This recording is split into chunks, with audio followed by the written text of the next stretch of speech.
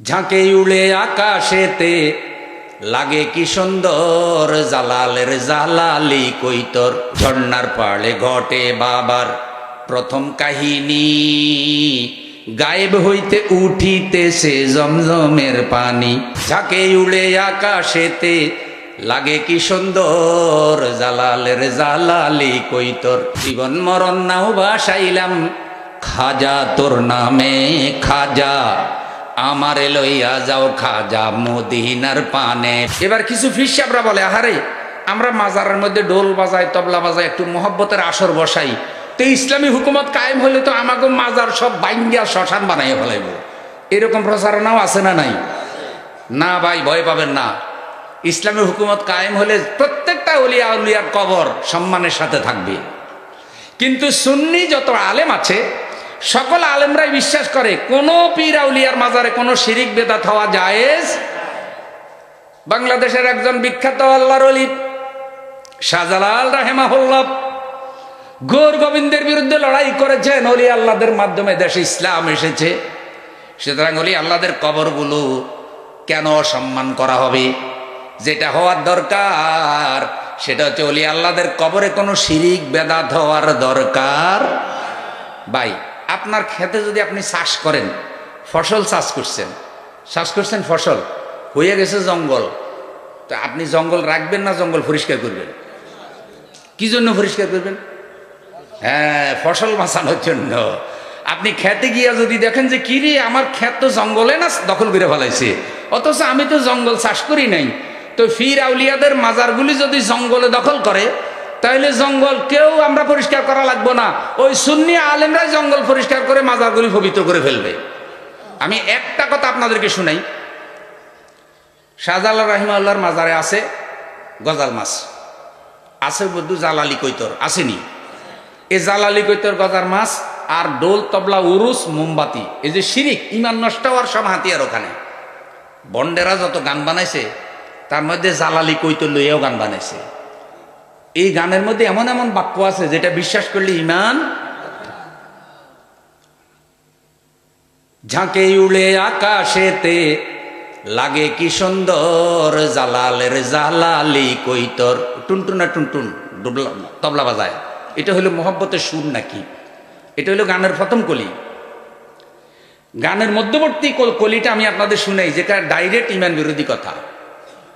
ঝর্ণার পাড়ে ঘটে বাবার প্রথম কাহিনী, গায়েব হইতে উঠিতেছে জমজমের পানি, বাবার জমজমের পানি। সোনার কই মাগুরে খেলে, সোনার কই মাগুরে খেলে, লাগে কি সুন্দর, জালালের জালালি কইতর। ঝাঁকে উড়ে আকাশেতে লাগে কি সুন্দর, জালালের জালালি কইতর। এটা না হয় বিশ্বাস করলাম যে জালালি কইতর ঝাঁকে ঝাঁকে উড়ে আর দেখতে সুন্দরও, এটা নয় বিশ্বাস করলাম। কিন্তু এখানে আরো অনেকগুলো অন্তর আছে যেগুলো বিশ্বাস করা যায় না, হারাম। কিভাবে? ঝর্ণার পাড়ে ঘটে বাবার প্রথম কাহিনী, গায়েব হইতে উঠিতেছে জমজমের পানি। মানে ওনার যেখানে কবর, ওর পাশে একটা পাহাড় আছে, পাহাড় বানাইছে, বানাইয়া ওই ভিতরে থেকে পানি বাইর হয়। তো ভক্তরা এটার নাম দিছে জমজমের পানি। তো যারা মাজার জিয়ারতে যায় তারা ওই বোতল ভরিয়া ভরিয়া এভাবে পানির বোতল ভরিয়া কয়টা কুদরতি বাবার জমজমের পানি, গায়েবী পানি। এটা 20 টাকা 30 টাকা 50 টাকা করে বেচে, আর লোকেরা বিশ্বাস করে এই পানি কিনে। আচ্ছা, এবার আপনারা বলেন, পৃথিবীতে জমজমের পানির মুখ হইল একটা, জমজম কূপ কয়টা? এর মুখ হইল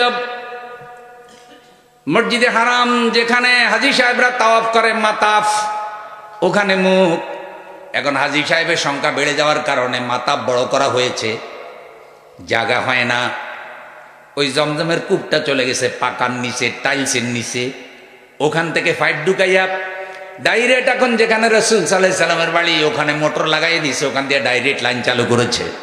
যারা বড় বড় বোতল ভর্তি করে জমজমের পানি দিয়া, যারা বড় বড় ড্রাম ভর্তি করে ওখানে যায়, ওখানে নলকা ছেড়ে দেয়, ছেড়ে দিলে ওখান থেকে ভর্তি করে নিয়ে আসে। মনে রাখবেন, জমজম কিন্তু মদিনায়ও জমজমের মুখ নাই। যেখানে রসুলের রওজা মদিনা, সেখানেও জমজমের মুখ নাই। তো মদিনায় জমজমের পানি কোত্থেকে যায়? মক্কা থেকে গাড়িতে করে নেয়, ড্রামে করে নেয়, সেখানে মদিনায় খাওয়া হয়। ও আমার বন্ধু, আল্লাহ রসুল সাল্লাল্লাহু আলাইহি সাল্লাম বলেছেন, মাউ জমজম লিমা শরিবালাহু, জমজমের পানি মানুষের শরীরের জন্য শেফা শেফা। নিয়ত পরিচ্ছন্ন করে পান করবেন, আল্লাহ আপনার কঠিন রোগ থেকে শেফা দিয়ে দিতে পারে। তাহলে মদিনা পর্যন্ত জমজম ফাডি বাইর হইল না, মক্কার আর কোথাও বাইর হইল না, আমাদের শাহজালালের মাজারে বুঝি ফাডি জমজম বার হয়েছে।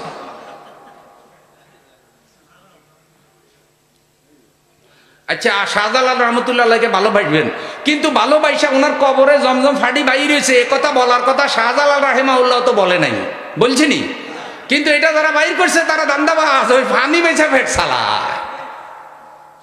পরে 21-এর চোখ আমার যতটুকু মনে পড়ে, আমি একবার একটা এটার উপরে প্রতিবেদন দেখছি যে যখন অর্থমন্ত্রী সাইফুর রহমান ছিলেন, তখন যারা ওখানে দর্শনার্থী যায় তাদের যেন পানির অভাব না হয় এই জন্য তিনি একটা গভীর নলকূপ বসাই দিছে। আর এই সুবিধা বাদারা ওই নলকূপতে একটা সোরা লাইন ওই পাথরের ভিতরে ঢুকাইয়া বাইর করছে, বাইর করে ওই পানি বেশি পেট চালায়। আচ্ছা, আপনারা কন্ত কোনো ফিরের মাজারে বাত্তি জ্বালাইয়া পূজা করেন যায় যাচ্ছেনি? কোনো ফিরের কবরে সেজদা দেওয়া যায় যাচ্ছেনি? তাইলে এই ধর্মীয় অনুষ্ঠানের নামে তারা সেজদা দেয়, তারা সেখানে ডোল বাজায়, তারা সেখানে উরুসের নামে নাচানাচিও। দেখেন কি পরিমাণ শিরিক। জীবন মরণ নাও বাসাইলাম খাজা তোর নামে খাজা, আমারে লইয়া যাও খাজা মদিনার পানে, পিনপিনা পিনপিন ডোল ডোলে তালে তালে। আচ্ছা বলেন তো এই গানের মধ্যে শিরিক কোথায়? জীবন মরণ নাও বাসাইলাম খাজা তোর নামে। খাজা শুয়ে আছে আজমির শরীফে, তিনি একজন হক্কানি আলেম ছিলেন, তিনিও লড়াই করেছেন, ইসলাম প্রচার করেছেন, তাদের ইসলাম প্রচারের মধ্যে কোনো শরীয়ত বিরোধী কিছুই। পরবর্তীতে কিছু লোকেরা তাদের মাজারকে কেন্দ্র করে জঙ্গল আবিষ্কার করেছে, ওই ফসলের খাতে কি হয়েছে, জঙ্গল হয়ে গেছে, এখন যাইতে চাই হলো মদিনায়। জীবন মরণ নাও বাসাইলাম খাজা তোর নামে, আমারে লইয়া যাও খাজা মদিনার পানে। যাইতে চাই মদিনা, নাও বাসাইছে খাজার নামে, মদিনায় কি খাজায় নেবে না আল্লাহ নেবে? এটা শিরিক না? তাইলে মদিনায় নেওয়ার মালিক কি খাজা না আল্লাহ? তাইলে বিশ্বাসটা আল্লাহ থেকে উঠাইয়া কোথায় নিয়ে গেছে? খাজার কাছে নিয়ে গেছে। নাউজুবিল্লাহ বলেন।